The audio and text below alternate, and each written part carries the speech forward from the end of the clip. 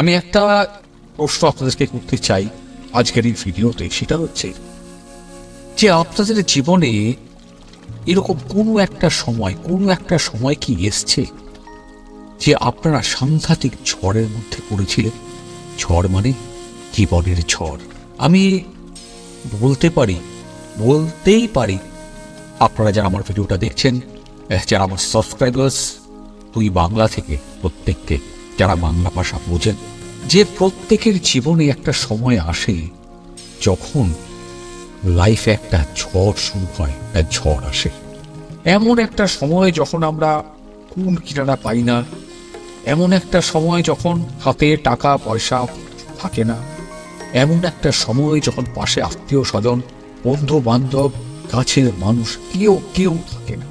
আর আজকের এই ভিডিওটা খুব স্পেশাল তাদের জন্য যারা জীবনে কঠিন সময় পেরিয়ে এসছেন বা কঠিন সময়ের মধ্যে দিয়ে যাচ্ছেন বা কঠিন সময় থেকে বেরিয়ে আসতে চাইছেন। যদি শুনতে চান তাহলে আমার এই ছোট্ট চ্যানেলটা একটু প্লিজ সাবস্ক্রাইব করে, লাইক করে, বেল আইকনটা প্রেস করে সবার আগে থাকবেন এরপরের একটা দুর্দান্ত ভিডিও দেখার জন্য। আর এই ভিডিওটা প্লিজ শেয়ার করবেন, প্রত্যেককে দেখতে বলবেন। জীবনে ঝড় ঝঞ্ঝাট, লাইফে প্রবলেম কেন আসে, কেন আমরা আমাদের সামনে কেন আসে, এর না অনেকগুলো কারণ আছে জানেন। এর যদি শিকড় খুঁজতে যাই বা এর যদি রুট খুঁজতে যাই তাহলে আমাদের অনেক মাঠের নিচে নামতে হবে, অনেক নিচে। দেখুন, এই সমস্যাটা শুরু হয় ছোটবেলা থেকে আমাদের মধ্যে। কিভাবে?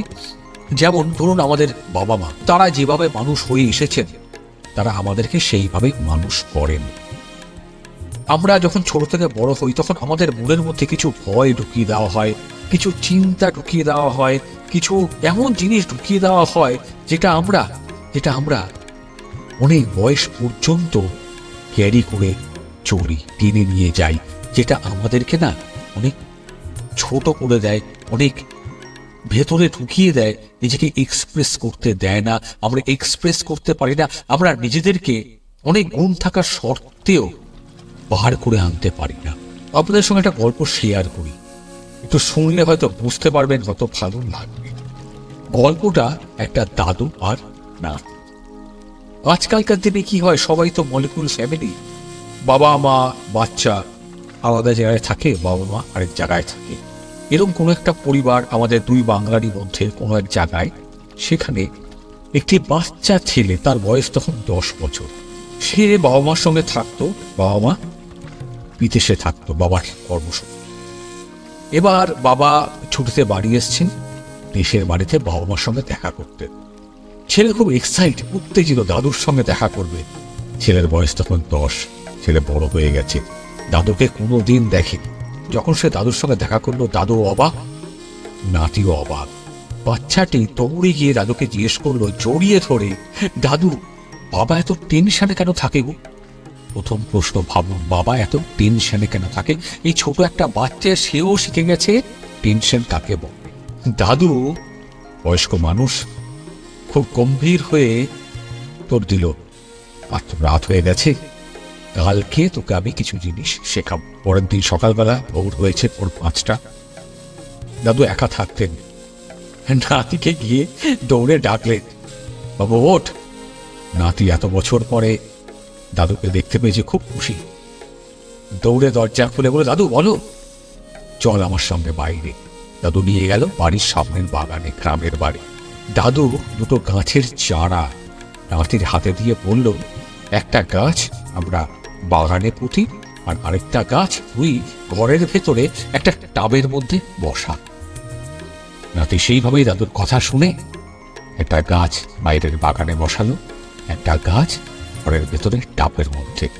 তাদের যাওয়ার সময় এসে গেছে। দাদু ভারাক্রান্ত মনে নাতি ও ছেলেকে বিদায় জানালো, তার সঙ্গে তার ছেলের স্ত্রী। তারা আবার বাইরে বিদেশ চলে গেল, কারণ ছেলেকে তো কাজের জায়গায় যেতেই হবে। দাদু একাই রয়ে গেলেন। 10 বছর পরে, 10 years after 10 years, 10 বছর পরে ভাবুন, ছেলে ফিরে এসছে তার শিকড়ে, বাবার কাছে। নাতি বয়স 20, 10। নাতি কিন্তু দাদুকে বলেনি নাতি এসে দাদুকে জিজ্ঞেস করলো, দাদু কেমন আছো? দাদু বলল, খুব ভালো। দাদুর বয়স বেড়ে গেছে, দাদু বৃদ্ধ হয়েছেন। দাদু প্রশ্ন করলেন, তোমার বাবা কি এখনো টেনশন করেন? ছেলে বড় হয়েছে, নাতি বড় হয়ে গেছে। নাতি দাদুকে জিজ্ঞেস করলো, দাদু বাবার তো বয়স বেড়েছে, এখন বুঝতে পারি না, কিন্তু আমি তো ইয়াং হয়ে গেছি, আমি কি করব? দাদু উত্তর দিলেন, তোমার মনে আছে একটা গাছ আমরা পুঁতেছিলাম বাড়ির বাইরে, আর একটা গাছ তুমি রেখে গিয়েছিলে একটা টাবের মধ্যে? নাতির মনে পড়ে গেছিল, বলেছিল, হ্যাঁ দাদু তাই তো, চলো বাগানে যাই। দাদু নাতির হাত ধরে বাগানে গিয়ে দেখালেন, দেখো যে গাছটা তুমি মাটির মধ্যে পুঁতেছিলে সেই গাছটা কত বড় হয়ে গেছে, তাই তো? নাতি বলল, দাদু যে গাছটা টাবে পুঁতেছিলাম ঘরের ভেতরে, সেটা কি অবস্থা, চলো তো দেখি। নাতি বড় হলেও শিশু সুলভ আচরণ কিছু মানুষের মধ্যে থেকে যায়। দাদু সেই নাতির হাত ধরে ঘরে নিয়ে দৌড়ে গিয়ে দেখালেন, দেখো ওটা এখনো আছে, কিন্তু গাছটা আর নেই। নাতি অবাক হয়ে বলল, দাদু কি হলো? দাদু উত্তরটা দিয়েছিল নাতিকে, উত্তরটা আমি আপনাদেরকে বলছি। এই গাছটা বাইরে লাগিয়েছিল, সেই গাছটা প্রচুর ঝড়, আলো, বাতাস, বিদ্যুৎ সমস্ত কিছুর মধ্যে থেকেও বড় হয়ে গিয়েছিল, কারণ সে জল পায়। আর যে গাছটা ঘরের ভেতরে ছিল, এত আদর এত ভালোবাসা পেয়েছিল, সে আর বাড়তে পারেনি, বাঁচতে পারেনি। কাজেই জানবেন, জীবনে ঝড় আসবে, ঝড়ের সঙ্গে যুঝতে গেলে, বাঁচতে গেলে ওই গাছটার মতো হতে হবে। যত বাইরে থাকবেন, যত বেশি প্রকৃতিকে দেখবেন, যত বেশি মানুষের সঙ্গে মিশবেন, তত বেশি তৈরি হবেন। এই গাছটা ঝড় ঝঞ্ঝা সমস্ত কিছু সামলে ছিলই বলে বেঁচে উঠে মাথা উঁচু করে বাঁচতে পেরেছিল। আর যে গাছটা ঘরে ছিল, এত আদরে শেষ হয়ে গেছিল।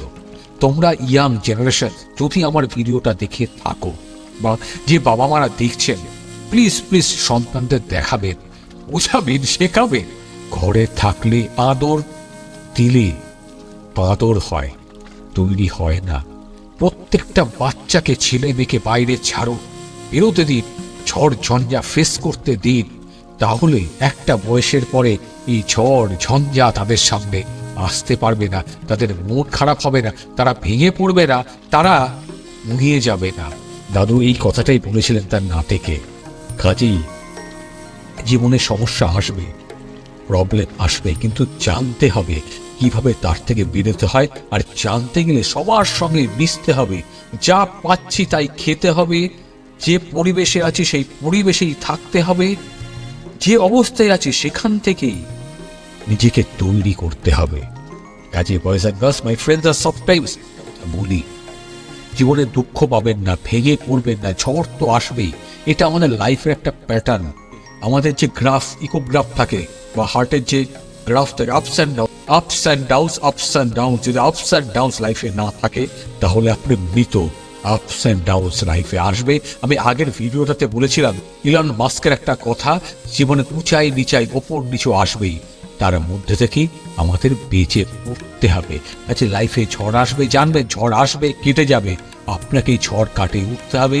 আপনি ঝড় কাটিয়ে উঠতে পারবেন, আপনার মধ্যে সেই ক্ষমতা আছে, আপনি পারেন যে কোনো জীবনের ঝড়কে, যে কোনো জীবনের সমস্যাকে কাটিয়ে উঠতে।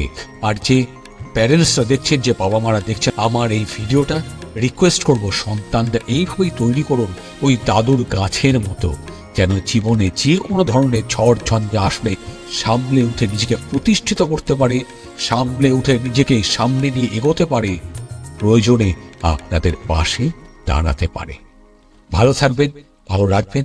যদি ভিডিওটা ভালো লাগে, প্লিজ এই চ্যানেলটা সাবস্ক্রাইব করে, লাইক করে, শেয়ার করবেন। আর হ্যাঁ, কমেন্ট করে জানাবেন যদি আর কিছু জানার থেকে, আমার থেকে